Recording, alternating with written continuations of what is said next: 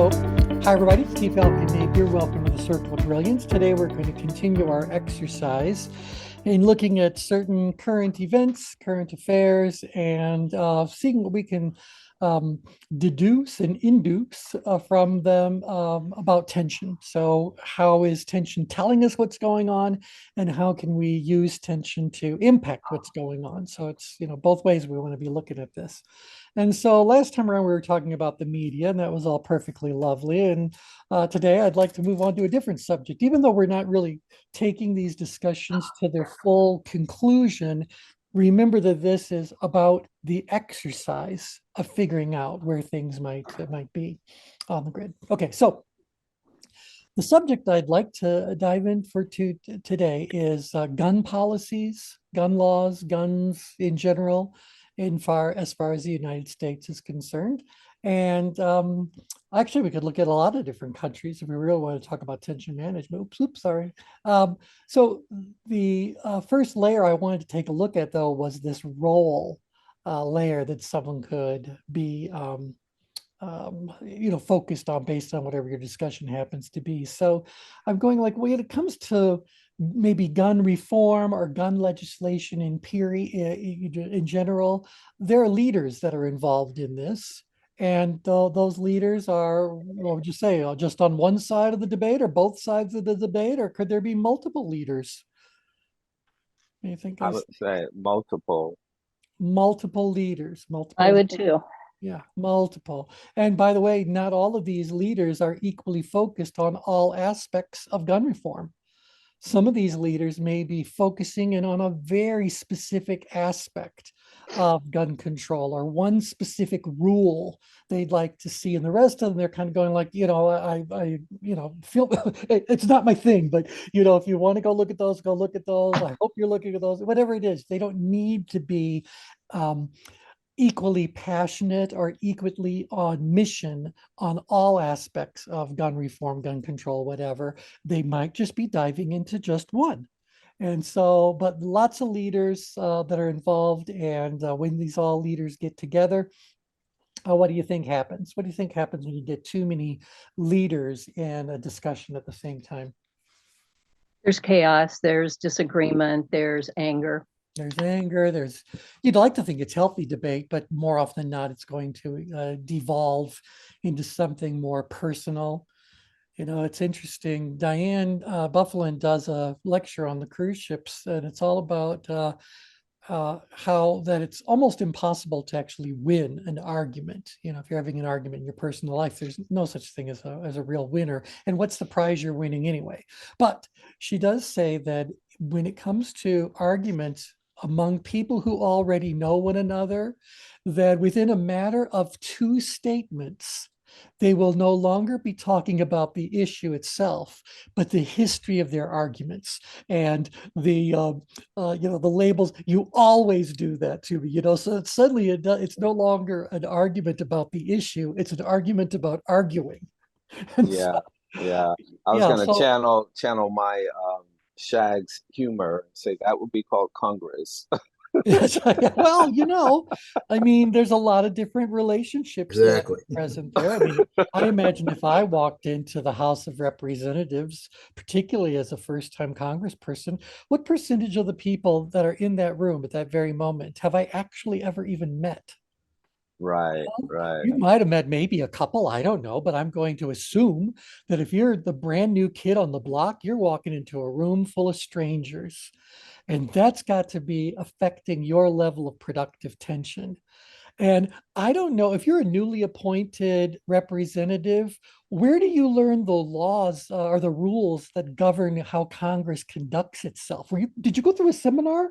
Did you have to go through an orientation? Or is it just assumed that you know what proper decorum is and what the real rules of order are when you're stepping into something like the House of Representatives? Is it just me, or do I kind of think like that's a big ask? Yeah, it's a big ask. They kind of go through, like when I met John Lewis, he was telling us about his terminology called good trouble. Uh, But he said they go through like a brief orientation, but you really learn on the floor. Like you learn on the fly what the decorum means and how to make deals and that kind of thing. So Well, it right, but is a big ask. yeah, but even just obeying, like, I don't know, I imagine they use Robert's Rules of Order or something that's Hmm.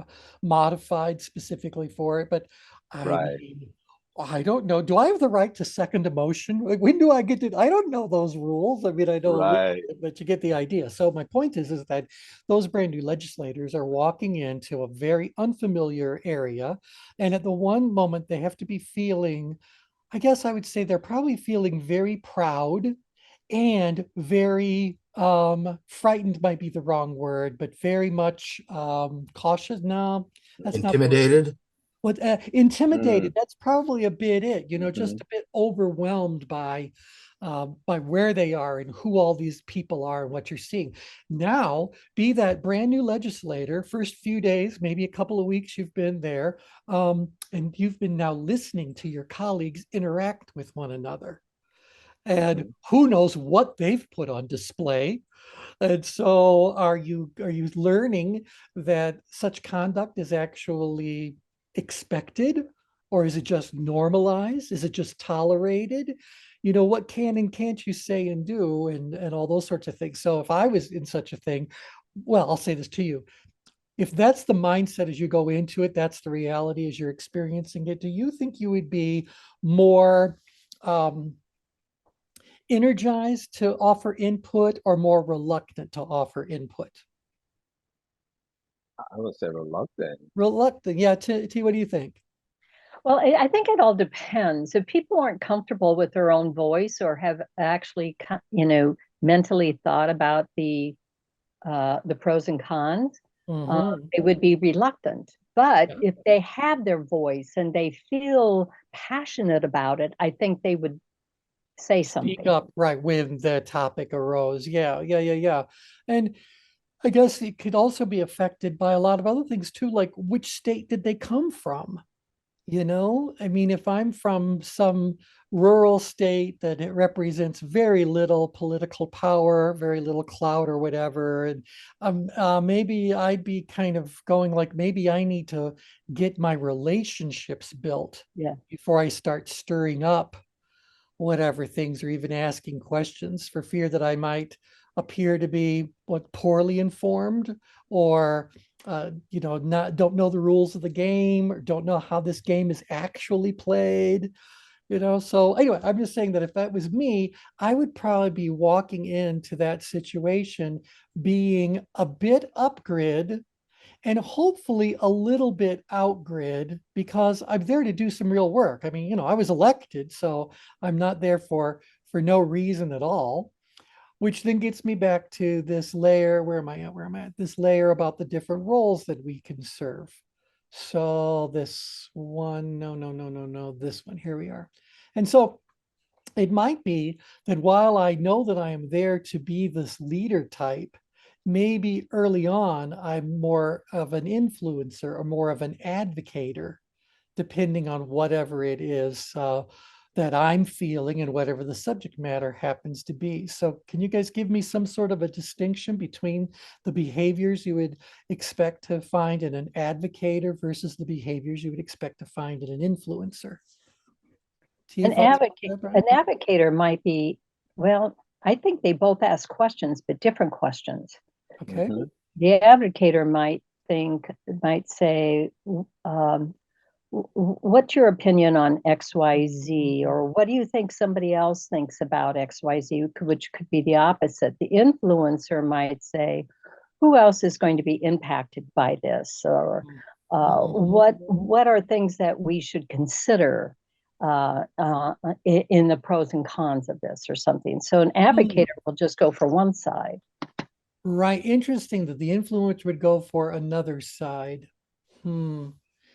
I can certainly see that. I'm also wondering if this ties back to T. I don't know if you said it last time around or if Kathy said it last time around, but it depends on whether they're focusing on um, the agenda or their agenda. what is it that they're all about? So I'm saying that just to say that some Mhm. of these influencers may be behaving in this way because they're trying to sway you over to their agenda, as opposed to the advocator who's thinking a little bit more about the um, the situation from a purely analytical or from a more analytical kind of point, really Would you understanding. like to know what ChatGPT thinks? Do tell. What does Chat GPT? We should just invite Chap to the to the merging. Well, they both aim to influence others in some way. The Yeah. influencer is a person who has a significant following on social media or other platforms and can impact the opinions and purchasing decisions of their followers through endorsements or recommendations. Mhm. On the other hand, an advocator is someone who actively supports a particular cause or issue and works to raise awareness and drive change. All right. Well, let's see if we can overlay another layer on there for That's just not my opinion. well, but never. Well, okay. Well, what's your opinion then? I don't know. That's why I looked it up. Oh, okay, good. Okay, perfect. Well, We- here's what I would say. The big difference between an influencer and an advocator uh, has to do with their level of productive tension. Well, So if I I'm can an agree. influencer, I'm more up in power stress. I'd be a driven, expressive, or an expressive driver. That's kind of like my domain. Well, let's put it in monetary terms. You're an influencer because you want people to buy stuff so you get paid Hmm. on a commission. But an advocator is really out there for the mission. Yeah, and that's one thing. Like because they're coming at it from a power apathy level of tension, their advocation. I've always said this as a joke, but it really is true. An advocator will be the first person to tell you what needs to change and why it needs to change. But is an advocator going to go out there and do the work? Hmm. No, their work is Yeah. advocating based on the analysis they have done. They again would either be, remember, a driven analytical or an analytical driver. So both those right between them, they're a balance between those kind of two. And so I think that they really are saying like, look, we've learned X. X is true. Because X is true, that means that Y and Z are likely to happen, and that's hurting everybody now. It's going to hurt everybody more in the future. And so it'd really be a good idea if, going back to power apathy, someday somebody might put some energy into that. So Hmm. they Yeah. advocate for it, but how driven are they? You'd have to be a little bit further upgrade. Again, if I go to a different layer, I can say to you that down in that area where we're talking about right now, 1, 2, 3, 4, 5, 6, they're on a border between awareness and intention. That's where the advocator energy would kind of come into this wedge, mostly with intention, awareness and intention, but not really all that much in terms of engagement.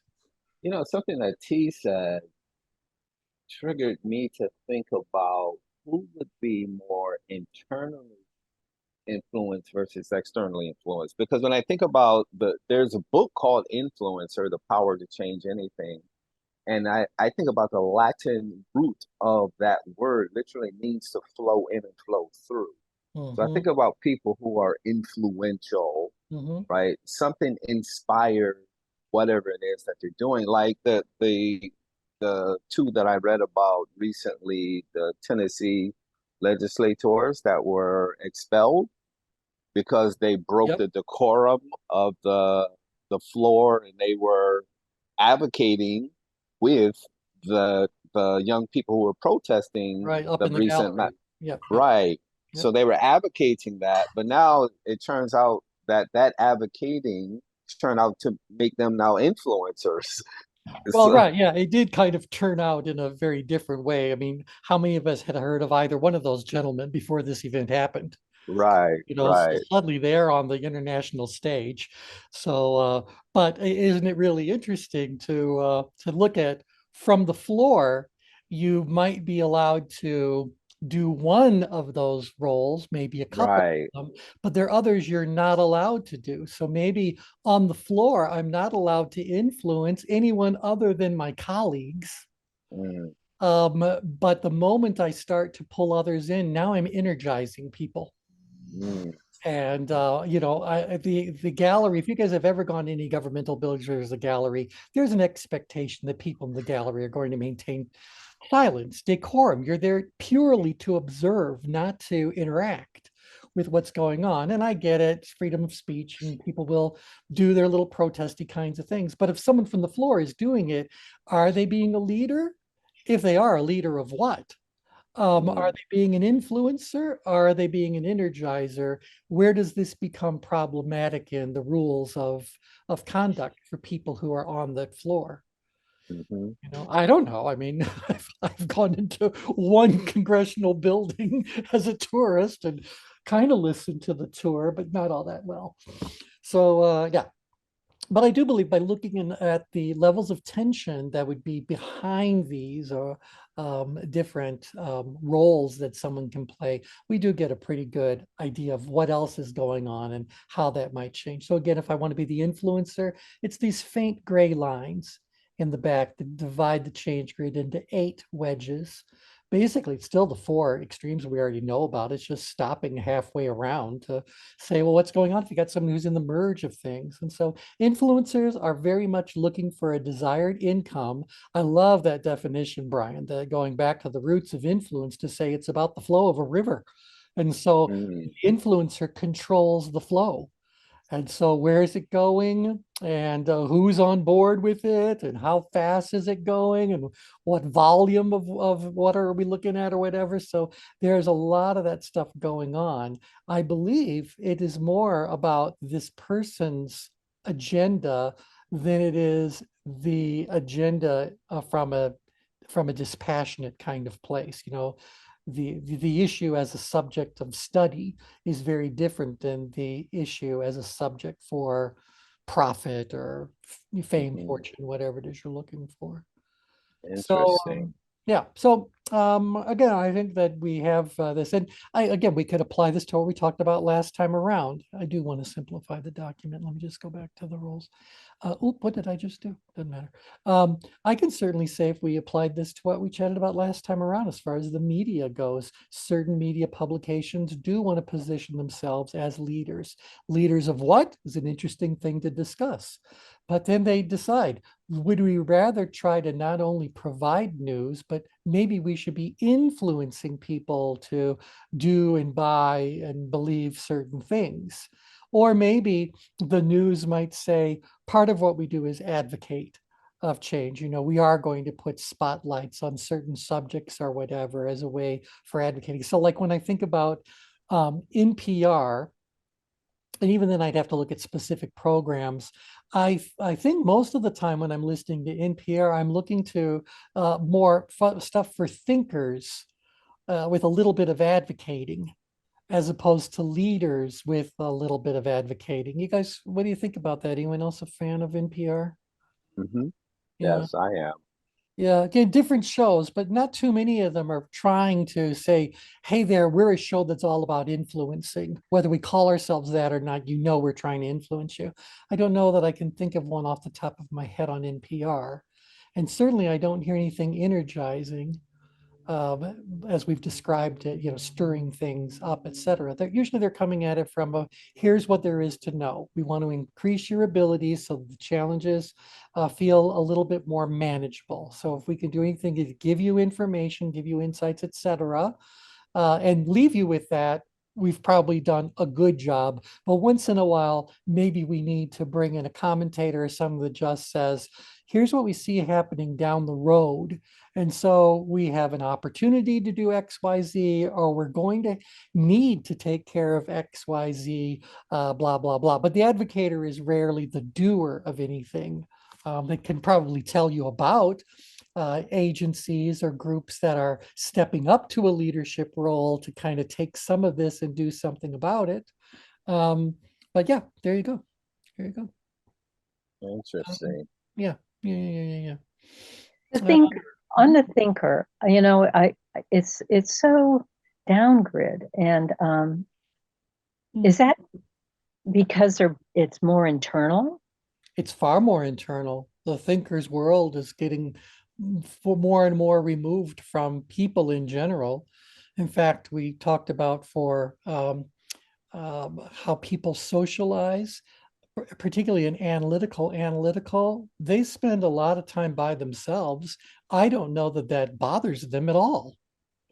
Hmm. But then there are also thinkers that are driven thinkers. And I think a driven thinker is someone who wants to get out there and have discussions and have debates and have interactions about what's going on. So they're not just having the knowledge, but they're having the knowledge and starting to see it in different lights that increase their perceived challenge.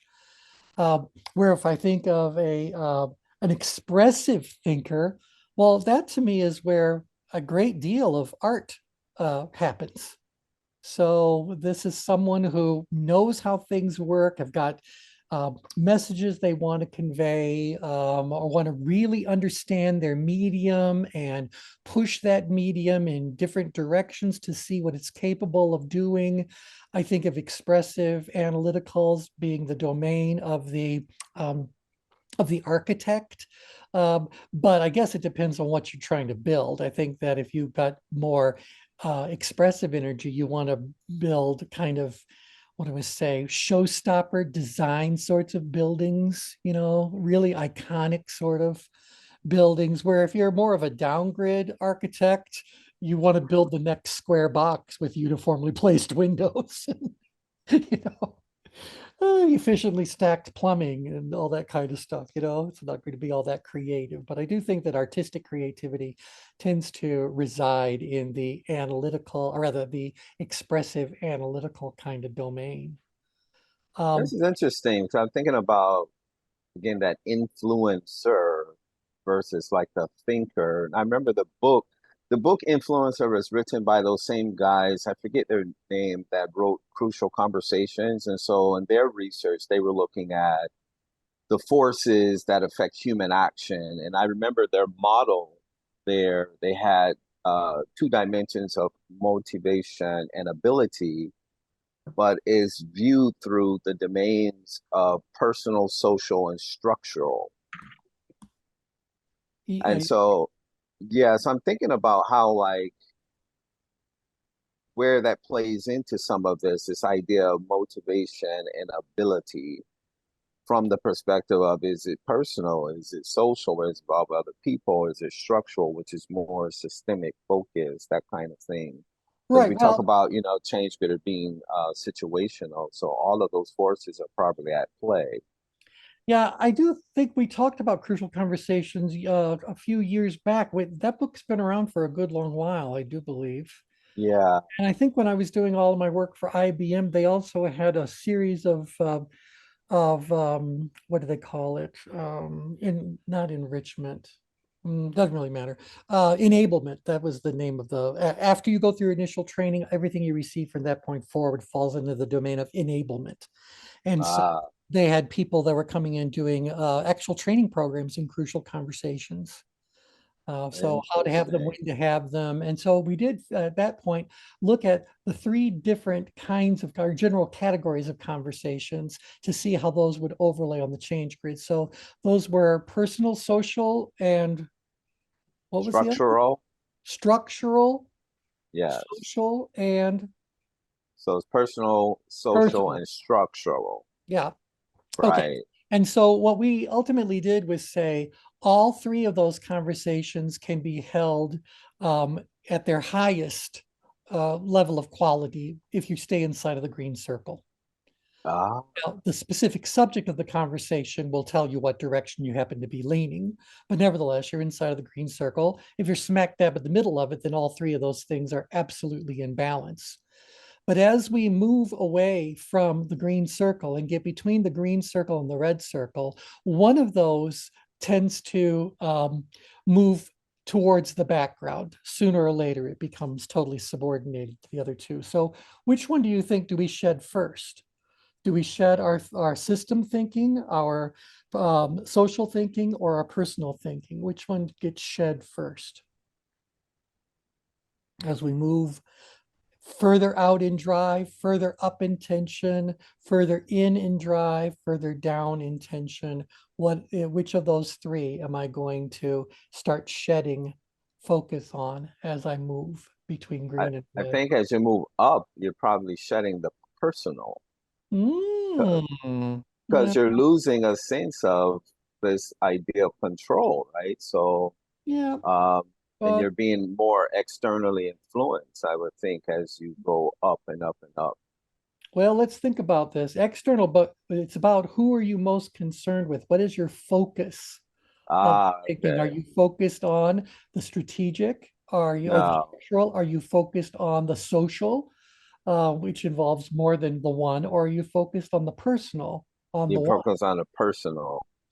Right. And so what happens is that as I move from the middle, where I am balanced in my considerations from all three of those vantage points, I shed one of them and start focusing more on the other two. Yeah, All right. So yeah. which one gets shed? So as you start moving out, or up rather, uh, the personal is still intact, I would think. The social may start to shed somewhat. Mm. All right. Well, let me chime right in there because the other words that we use to help us understand how to map this were that we said that there is a certain orientation in the way that people's thoughts are at a given moment in time. You can be self-oriented, other-oriented, or information-oriented. And all three of those happen concurrently when you're at the center of the change grid. You are equally able to look at a situation as far as how it involves you as an individual, how it involves others around you, and how what the facts of it just happen to be as well. So, are you self, other, or information oriented?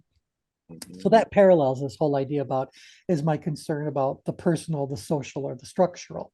So I would Right. say to you that we said all those things are happen equally fine when you're inside of the middle, the green. But as we move in any direction, I'll tell you what happens and then see if you guys can tell me why what I'm telling you at least feels true, or at least in my delusional mind. But nevertheless, as I leave the green circle, I stopped paying attention to the purely objective, informational sorts of things. Generally, if I'm moving outward, it's because I feel like I've already got enough of that. I figured out, I've done all of my structural thinking. I've got all, now I got to go do something.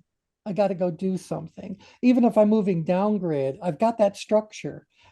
But now I'll move on from it and start looking at something else. But the structure is what suffers. The information emphasis is what gets diminished. Now, why is that? Why is it that as drive increases, our focus on facts or information or structure becomes pushed more and more to the background? Thoughts about that, T? You've unmuted. Oh, I was just writing that down. As drive increases, Yep. um, the structural goes out. Yeah. I think it's because in our heads, it's more it's more about what am I thinking about?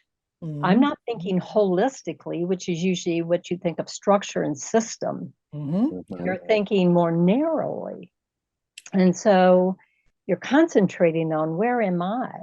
And depending upon, your energy, you could be thinking about others or whatever. So I think as you drive out, you're moving to try and influence and advocate and energize toward that. Right. Because think about what's happening for the engagement rings when we're moving further and further out grid. So I move further and further out grid. In the exact center awareness, well, an intention gets formulated. Whether it comes from structure, information, whatever, people either say, "Well, we need to modify the structure, impact the structure," or "I need to do something to get things moving." And then we got to get engaged in execution. And when we are talking about engagement, um, going back to this little circle. Oh, here we go. When we start talking a little bit more about engagement, this is where the leader has to become more people focused. This is about getting people all energized. And so I'll say to you this, one's focus on self exists on all spots on the change grid because this change grid is you. And so you are always part of you. And ultimately, when the going gets tough, you will even sacrifice others. You will sacrifice focus on attention because you're focused on you. And whether you're in the outgrid danger zone, the upgrid danger zone, downgrid, or ingrid, your focus is still entirely on you. So that's with you at all times. Yeah, I have a question. Yeah, sure. Is it fair to say that as tension increases, your focus shifts from external to internal? Oh, I think it depends on what direction I'm moving. I think what you said is correct. If I am, no, I'll do it to you guys as a question. Do you think as your level of tension goes up, you become more externally focused, internally focused? What's going on? I think only on upgrid do you become really internally focused. Okay. Okay.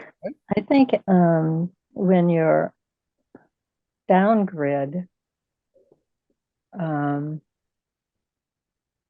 it's almost internal too, because, oh no, it's, let somebody else do it. Outgrid. Well, remember we said that definitive change occurs two places on the change grid. So upgrade changes are driven by external factors, and outgrade changes are driven by internal factors. That's why when we're using words like awareness, we form an intention, we get engaged, we execute, we're doing all the work. This is very much focused on what we've chosen to do. This is deliberate. This is all those kinds of words. Where if I'm upgrade, hyper awareness, whatever. This is definitely something external that has, appeared in my reality one way or another, and now I can't escape it. I'm wholly focused on it. So this definitely feels like there is a very powerful external awareness of, whatever is threatening you as you move further and further upgrade. Now, the opposite would be true, a downgrid. So hypo awareness, everything is under the radar. You think you're on autopilot. It's not even on the back burner of the stove. It's not even on the stove anymore. It's been pushed that far away. And so I think that is that external, is that internal? David, you're still unmuted. What are you thinking as we go through this? I was thinking that, I'm sorry, I have a meeting coming up, so I'm trying to eat and listen at the same time. More power to you. I was just thinking that as your tension rises, you're more concerned with how you're going to react than you are with the situation. Right, because again, we're getting up here to stress, fight or flight. Well, actually, fight is outgrid, but nevertheless, you're in a danger zone. So you're absolutely right. At a certain point in time, I have to be someone who is very much me focused in the external environment I'm in at that particular moment in time. And my ability to survive that is probably tied very much to what I'm noticing around me and what I'm doing as a result of what I'm noticing. Again, this becomes more instinctual as you move upgrid. Because why? It's because your brain basically says, when I allow you to be too logical, you waste time. And so Yeah.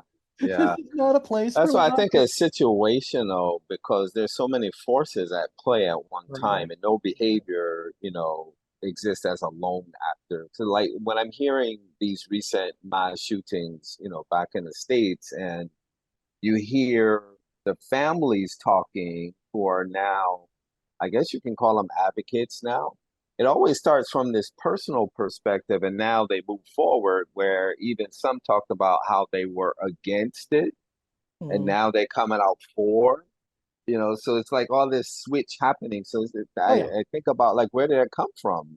It Yeah, came well, from the and situation itself. never forget, every one of us is in constant movement on Right, every right. subject. So we don't have a home base. I mean, depending on what the subject is, we might have been there for a while and we'll still be there for a while, but it is very much activity specific and it's very much in motion. It's dynamic. And so I can certainly see how let's talk, instead of talking about the evolution of the individual, let's look at the evolution of the workload. So somebody somewhere thought of something, and whatever their thoughts were, again, they got great ability. On mute, though, on mute. What's I that? see his cursor moving. Oh, wait, you guys can see me? You were muted, yes. Was I? How did I do that? I don't know. We thought we lost you for a minute. Wow, that would be a terrible loss. Um, okay, anywho, somebody somewhere thought of something, right? They looked at the numbers, and somehow or another, somebody thought of something. And they didn't just, uh-oh, you guys all just vanished. Okay, we're still here. Right, but you're not on my list anymore. It must be a Zoom thing. Zoom's Yeah, been we're acting having up some all dicey day. things. Yeah, we'll continue. We'll see what's going on. So the thinker had a thought. Now, somehow or another, the thinker shared that thought, or someone stumbled across the thinker's thought and they said, oh, now that's something we need to take a closer look at. That's something that we need to bring to the attention of somebody else. This is something that we need to either take advantage of the opportunities that it might represent, or maybe we can head off a problem if we go ahead and do this all right now. But again, the task at hand is not going to get accomplished if it's left in the hands of an advocator.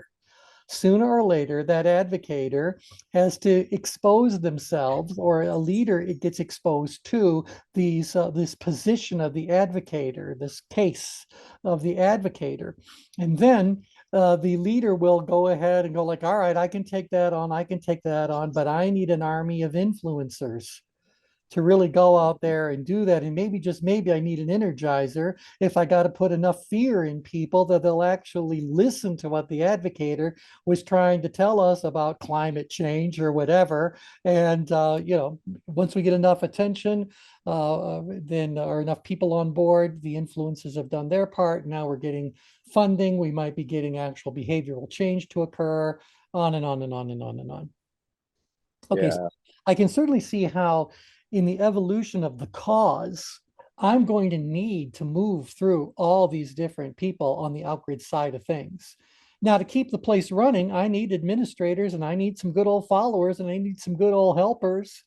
But I'm not expecting their role to be as outward facing as what all of these roles actually need to be. right.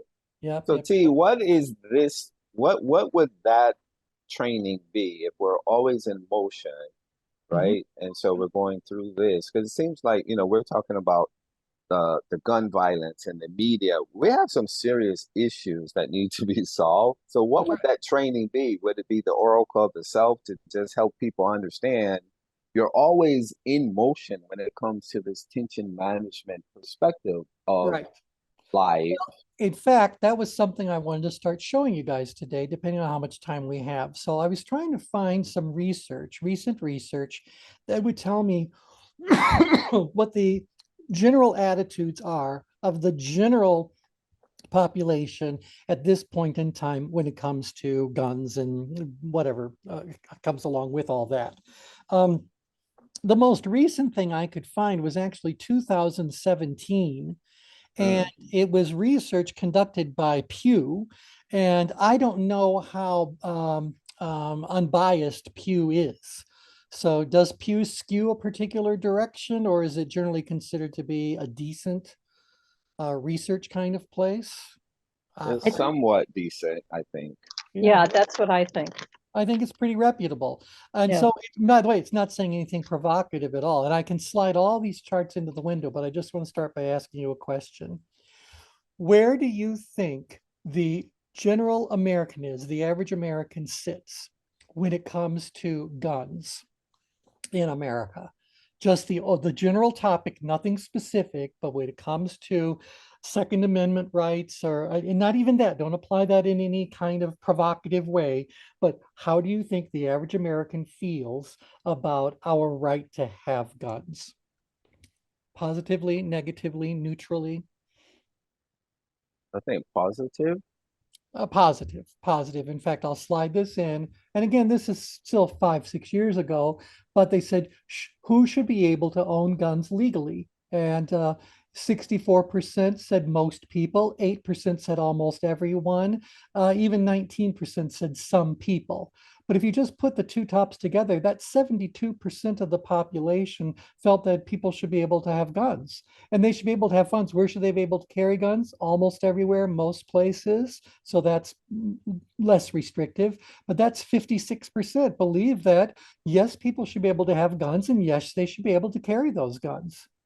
Um, what types of guns should be available? That's almost all types, 20%, most types, 41%.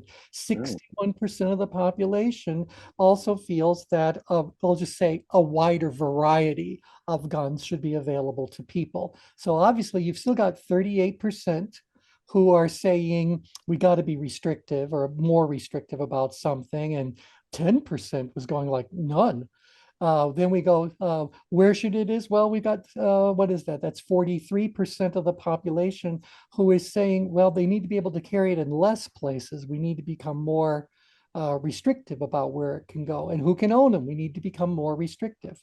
And so when I looked at that, I went, well, then if I'm talking about the average American who's in, those relatively 3/4 or higher percentage brackets, I think they're pretty much in the middle of the change grid. They're pretty much just saying that, yes, we should have the ability to do it. And yes, there are challenges involved with it. But, as an American citizen, this is how we're basically viewing guns. So most of us have made peace with guns most of the time. Now, I've actually never held a gun. So I'm saying all this, but I'm also saying at the same time that I still believe that that's one of our rights and we should all be able to have that right, etc. So most people, I think, are falling in that kind of situation. All right. So again, no one's saying most people in most places, most weapons is what the average American is actually saying. Does that surprise you guys, or does that kind of align with what your own thoughts happen to be on the subject? No, it aligns with my thoughts. TT, I was in the military, so I've held numerous weapons and learned how to use them very proficiently. And ever since 1976, when I mustered out of the Army, I've never held or owned a gun. There you are. There you are. And right, and so, but the thing that I think what you've said is absolutely vitally important is you were trained on how to use the guns. And so when we go in like, well, these most people, most places, most types, and there's a lot of charts that I pulled out of that page on Pew, but most people, most places, most types, they would also say that what's the difference between some and most is about the training that's associated with it or the rationale behind why someone should actually have it. So I'll give you an example of it. By the way, they did another one. They said it's also changes based on, are you in an urban area, a suburban area, or a rural area? Well, I wanted to add another category to that they didn't do, and that's what if you're in a wilderness area? So there's a great deal of the landmass of the United States that is still pretty, wild in terms of animal life and terrain and all that sort of stuff. I can tell you that if I was going to go and hike through one of these, gigantic crests across these wide swaths of land, I may very well want to have something that I can use to defend myself in the case of something that's on there. So I think, that we're talking about the average. Well, now let's have a little bit of fun with this and say, but there are a lot of places you could be on the change grid that are not inside of that green circle. It's driving me nuts that the green circle is off center at the moment. But nevertheless, and so, oops. Oh, I see. It's my problem. I'm the one who put this where I put it. Okay. Fine. Fine. You're all exonerated. That's nope. This is probably what I was doing, how it ended up the way that it is. I couldn't get it to be perfectly where I wanted it. Okay, never mind. You get the idea. So, well, out there might be some thinkers on the subject of guns. Now, those thinkers on the subject of guns are not just neutral about the whole thing. They decided to study it. I mean, they perceive their ability as being very high and the challenge is very low. So you think it's fair for me to say they've studied it, they've probably experienced a lot of weapons training. They might be the ones who are even putting together the thoughts around ideal weapon training, et cetera, et cetera, et cetera. So there's a whole mass of thinkers that are out there on the subject, true experts in this subject matter. I am not one of them, but nevertheless, I believe there's a lot of people out there What do who, you call the explorers? I think I'm more of an explorer. Like states of Florida, I'm licensed to carry a concealed weapon, did the whole gun safety. And if I carry a weapon, it has to be in a holster, that whole deal. yeah. But then I questioned though, like there were some people in the gun training class and they were talking about all the weapons they owned, like some of the weapons that David probably fired in the military, and they had like 20 of them. So I started to Wow. question, like, what do you need that many for? Like, what are you doing? Well, I'm starting a militia. I mean, I mean, because even, like the game and wildlife police, I think they're called. Those are oh yeah, quite yeah. powerful police. So you can't like shoot a bear when it comes to your home or anything or something. Oh What no, no, do you no, need no, that no, no, kind of no. weapons for? Only if you're in immediate threat, and you better have the right weapon, or it's not going to do Right. anything other than piss the bear off. So, yeah. Well, I had my BB gun. I didn't get through their fur. So yeah. But it's interesting, like about going back to what types.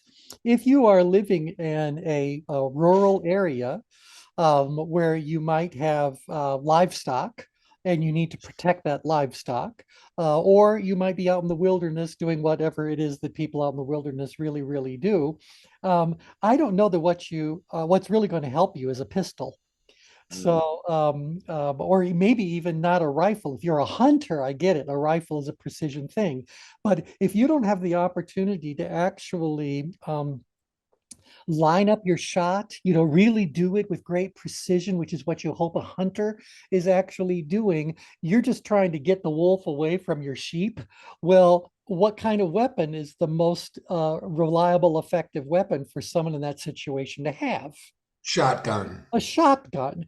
And so it may very well be when we talk about certain types under certain circumstances, there's no one is ever going to deprive a farmer of having a shotgun. I mean, unless I don't know. I don't even know what the rules are. They would say you can't have one. Probably he's got to be a convicted felon or whatever it is that goes along with all that sort of stuff. But nevertheless, it's a practical instrument that you have an actual need to have. And I will tell you that if we ever do have a nuclear event happen on our landmass, people who are able to hunt may suddenly be the most valued people on the whole planet. Mm. So there is a skill set involved in how you go about tracking animals and doing kind kills and all those sorts of things that a true serious hunter holds near and dear. A true hunter would never kill the strongest of whatever the flock or the herd might be. Why do they always want to target the weak? Anybody know? Anyone's a hunter that knows what those kind of hunter governance rules are? Well, it would seem like they would be the least likely to survive. So, Right. So you're culling the herd from whatever weakness is in it. If it didn't get killed by you, if it's always away from the rest of the pack and can't keep up, it's very prone to being attacked by your own predators beyond humans, obviously. And the Yeah, other but thing who we wants to know, eat the sick? well, this is it because, and that's a big rule. If you kill the best, what happens to the overall quality of the herd moving forward? You know, leaderless. well, because you're dealing with gene pool.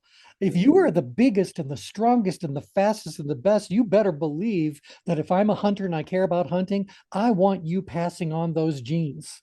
And Mhm. so I want this herd to get bigger and stronger and all those things that I can do. That's a true hunter. Now, if you're a trophy hunter, then what are you going to kill? The biggest. The biggest and the best. And what does that do to the rest of the herd and the future of that species? It's damaging. Jeopardizes it. It's damaging it. So true hunters realize that there is a function that they serve, and the function is purely about feeding people. You know, you got to use everything that that animal produces if you're a true hunter. I'm just saying that if we ever have a situation where electricity as we know it becomes a thing of the past, you'd better hope you know a skilled hunter. Mhm. So, and particularly if it's nuclear, all of these people who have now become highly skilled at farming, it might be a long time before we can plant much of anything, much of anywhere. So my point is that the thinkers are the ones who all understand that. But as the thinkers, and by the way, I think people that are highly skilled hunters are thinkers. I think highly skilled, even people that are doing sport shooting more at targets than it's something else, you better believe that they are working very hard to become so automatic in that skill set. So they're constantly thinking about it, thinking about it. Competition day, they got to step up to being a leader because they got to understand that they're up against that. But I would imagine in any of the shooting competitions, it's not you versus another person. There just happens, it's you versus you. You Yeah. versus the target. And so you might be up against other people, but anybody can have a good or bad day. It's like golfing. Golfing is not a competitive sport, even though there's competitions that are put together around it. You with me? Who are you competing against when you're golfing?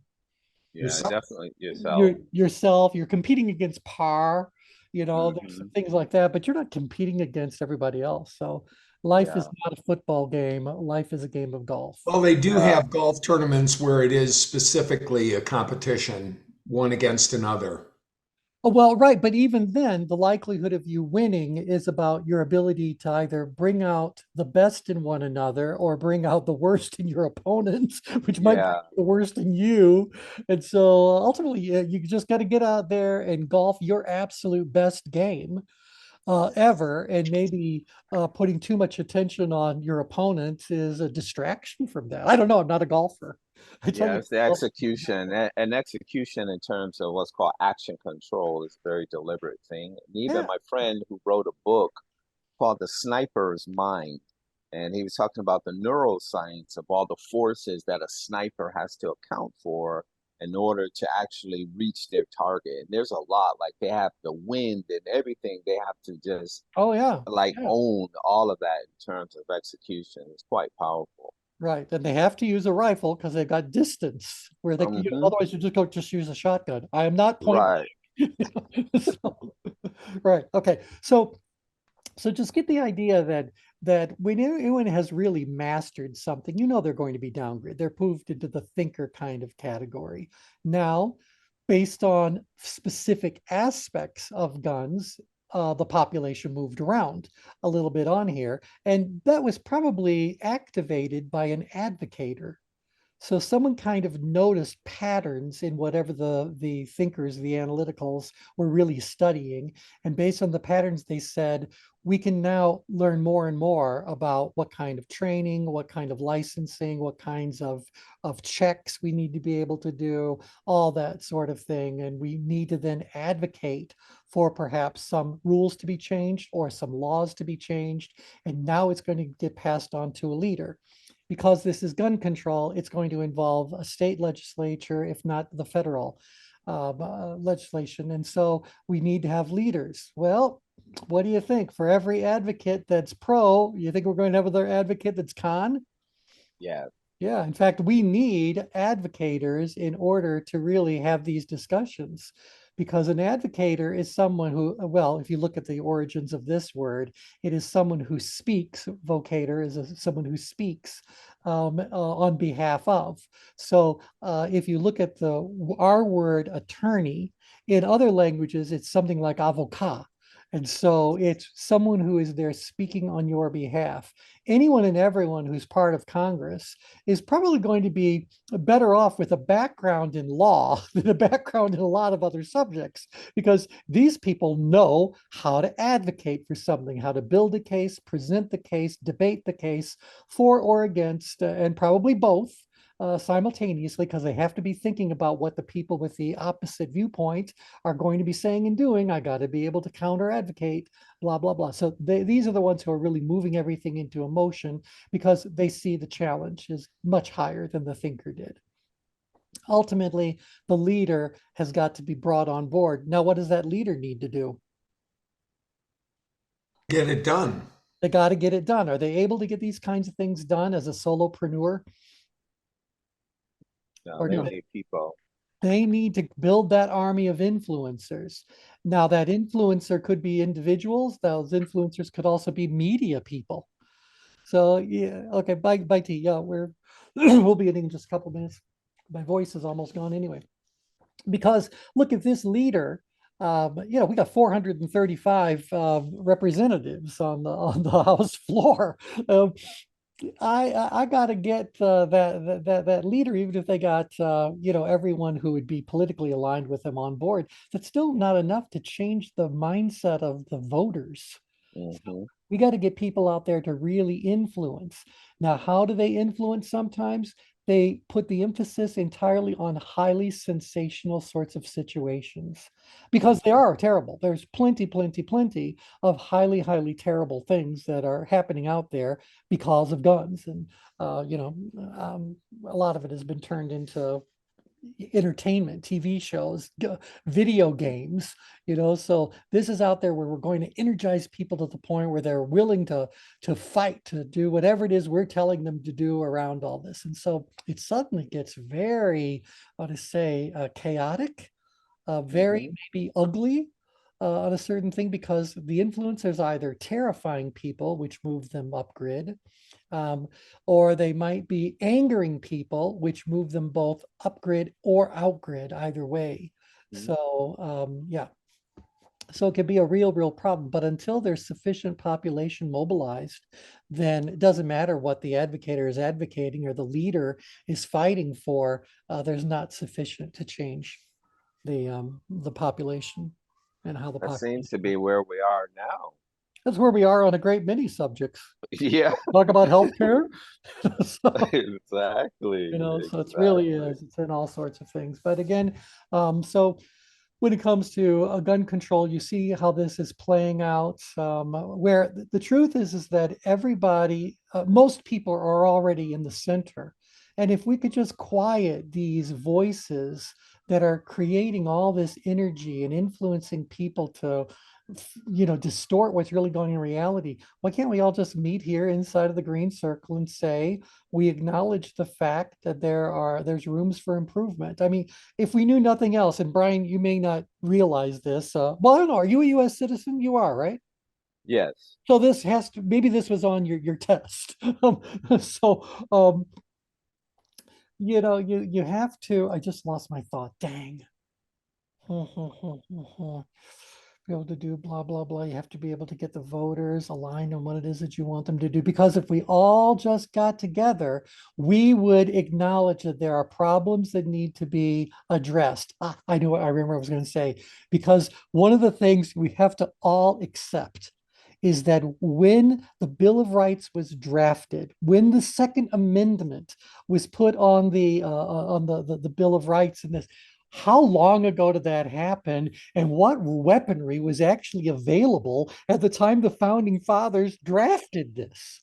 So Right. if you Right. really go back to then, the most advanced weapon there was a musket.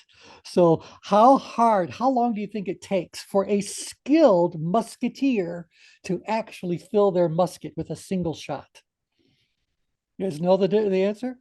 Almost 5 minutes for them to prepare Wow. the musket for a second shot or whatever Wow. may be. And so they're not thinking about a weapon that can administer, hundreds, if not thousands of rounds of ammunition inside of a matter of, a minute or a couple of minutes, whatever. That they wouldn't even, their brain was never able to even fathom that such a thing would happen. And so this is where people in the middle kind of go, like, everything needs to evolve. There are things we need to look at. Right. We That's need a to question do that I this. often ask as a dual citizen. Like, how do you evolve these? You have to hope. This is why I've always said, if we can silence both extremes, the volume of people that are left in the middle is far greater than either party. Mhm. So it is the power of the middle that we really need to be putting focus on. But the middle isn't noteworthy. The media pays very little attention to the middle. They pay attention to the extremists on as many sides as possible and focus people's attention on those major conflicts, Yeah. which are really conflicts on specific line items of a much bigger discussion. Right. So Right. that becomes the discussion. So Interesting. whatever it is. So there's work to be done, but the work will never get done unless we get ourselves to the middle. So yeah, Yeah. the power of the middle. That common ground. Get common ground, and the first thing that we have to have is people who are not part of an extreme philosophy need to say, I am no longer associated with that extreme philosophy. I'm associated with the middle. Put me in the middle. And we call these independents, but that's not really what it's all about. You really are just people that are in the middle. And you're just going like, we got to be more issue specific. You got to be more focused on what aspect of the issue you're concerned about. And nobody needs to be raising their voice to anybody about anything ever. This isn't about name calling. This is about us looking at the issue from this very healthy, centered, balanced kind of place. Well, Interesting. that is not how the world operates, at least not now. No. Have you done training on that for the group before on common ground? We probably spent some time talking about it, but it's been a very long time since we talked about common ground as a technique or common ground even as a philosophy. Yeah, both from like common ground from the tension management perspective. Since Yeah, we again, did. they were always on the move. I Yeah. think that's a good thing to learn. Yeah. Common ground didn't get together for no reason. So it's always a reason. There you go. All right. Well, we'll continue this next time we talk. Just so you guys know, I'm still debating about whether or not while I'm on the cruise, I'm going to try to do calls or not. That's always ended up not working out very well. So next week, Tuesday, though, I haven't left yet. So we'll definitely do a call next week, Tuesday. And then by then I should try to figure out what the real capabilities are when I'm in the middle of the ocean. Yeah, So, excellent. yeah. All righty. Okay. Thanks, everybody. Take care. Bye for now. Thank you. Voyage. Bye.